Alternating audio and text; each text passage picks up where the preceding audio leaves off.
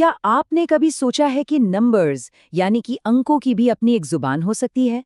आज हम अंकशास्त्री विकास अस्तों के सिस्टम को समझने की कोशिश कर रहे हैं, ये जानने के लिए कि हमारी जन्म की तारीख और हमारा नाम हमारे भविष्य के बारे में क्या कुछ बता सकते हैं। विकास अस्टो का एक बहुत दिलचस्प नजरिया है। वो कहते हैं कि न्यूमरोलॉजी सिर्फ आंख बंद करके विश्वास करने की चीज नहीं है, बल्कि ये एक सफर है जो इसके सिद्धांतों को अपनी जिंदगी में लागू करने पर आपको यकीन से जानने की तरफ ले जाता है। तो आज हम क्या-क्या देखने वाले हैं? सबसे पहले हम समझेंगे कि ये अंकों की भाषा आखिर है क्या। फिर हम अपने दो सबसे जरूरी नंबर्स निकालना सीखेंगे और देखेंगे कि उनसे हमारा बर्थ चार्ट कैसे बनता है।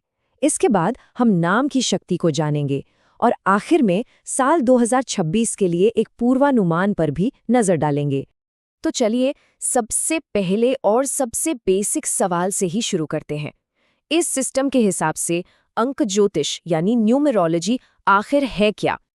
इसे सिर्फ नंबरों का हिसाब किताब नहीं, बल्कि एक यूनिवर्सल लैंग्वेज की तरह देखा जाता है। सोचिए, एक ऐसी भाषा जो हर वक्त हमसे बात कर रही है, हमारी जन्म की तारीख से लेकर घड़ी पर दिखने वाले समय तक। और अगर हम इस भाषा को सीख लें तो हम अपनी जिंदगी के छुपे हुए पोटेंशियल को अनलॉक कर सकते हैं। अच्छा, तो इस भाषा को सीखने का जो पहला स्टेप है, वो हैं दो बहुत ही खास नंबर, जो किसी के भी पर्सनल न्यूमरोलॉजी चार्ट की एकदम बुनियाद होते हैं।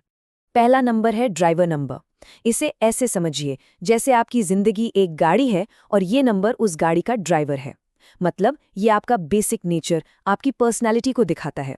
और इसे निकालना तो बहुत ही आसान है। आपको बस अपनी पैदाइश की तारीख लेनी है। जैसे अगर कोई 28 तारीख को पैदा हुआ है तो आप 2 और 8 को जोड़ दीजिए, हुआ 10। अब क्योंकि हमें सिंगल डिजिट चाहिए तो 1 और 0 को फिर से जोड़ेंगे और हमें मिलेगा 1। तो इस केस में ड्राइवर नंबर हुआ 1। तो अगर ड्राइवर आपका स्वभाव है तो कंडक्टर नंबर क्या है? कंडक्टर वो है जो रास्ता तय करता है। मतलब ये नंबर आपकी किस्मत, आपके जीवन के रास्ते को दिखाता है, जिस पर आपकी जिंदगी की गाड़ी चलेगी। इसको निकालने के लिए आपको अपनी पूरी डेट ऑफ बर्थ लेनी है, दिन, महीना और साल, और उसके हर एक डिजिट को आपस में जोड़ देना है। जैसे 1 मई 1979 के लिए हम जोड़ेंगे 1 + 5 + 1 + 9 + 7 + 9, जिसका टोटल हुआ 32। फिर से इसे सिंगल डिजिट में लाने के लिए 3 और 2 को जोड़ेंगे और हमें मिला 5, तो कंडक्टर नंबर हुआ 5। तो अब जब हमारे पास ये दोनों की नंबर्स हैं, ड्राइवर और कंडक्टर, तो अब हम इन्हें एक बड़े फ्रेमवर्क में रखकर देखते हैं, जिसे बर्थ चार्ट कहते हैं।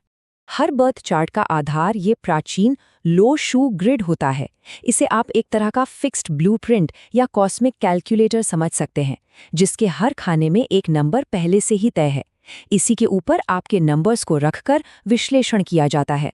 थ्योरी तो ठीक है, पर यह असल में काम कैसे करता है? चलिए इसे बेहतर समझने के लिए एक रियल लाइफ केस स्टडी देखते हैं। तो जब हम मेहर की डेट ऑफ बर्थ के नंबर्स 151979 और उनके ड्राइवर कंडक्टर नंबर्स को इस ग्रिड पर रखते हैं तो हमें एक पैटर्न दिखता है। कुछ खाने भर जाते हैं और कुछ खाली रह जाते हैं। इस केस में नंबर 6 का खाना खाली है, और यही जो खाली खाना है ना, वही मिसिंग एनर्जी को दिखाता है। और सबसे मज़ेदार बात, इस चार्ट में कुछ खास लाइंस अगर पूरी हो जाएं तो उन्हें राजयोग कहते हैं। ये बहुत ही पावरफुल कॉम्बिनेशंस माने जाते हैं, जो अक्सर दुनिया के बेहद कामयाब लोगों के चार्ट में देखने को मिलते हैं। और यहीं पे कहानी में एक बहुत ही दिलचस्प मोड़ आता है। ये सिस्टम कहता है कि आप सिर्फ अपने चार्ट के दर्शक नहीं हैं, आप उसकी एनर्जी को एक्टिवली बदल भी सकते हैं। देखिए, अपनी जन्म की तारीख तो कोई बदल नहीं सकता, वो तो पत्थर की लकीर है ना? लेकिन आपका नाम, वाइकस आस्ट्रो के सिस्टम के मुताबिक, ये एक ऐसा पावरफुल टूल है जिसका इस्तेमाल आप अपनी किस्मत को एक नई दिशा देने के लिए कर सकते हैं।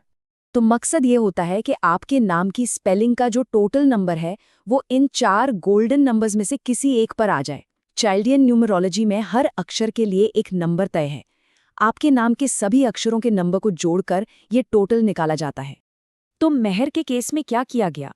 उनके नाम की स्पेलिंग में कुछ लेटर्स जोड़कर उसके टोटल को 6 पर लाया गया। याद है, उनके चार्ट में यही नंबर तो मिसिंग था।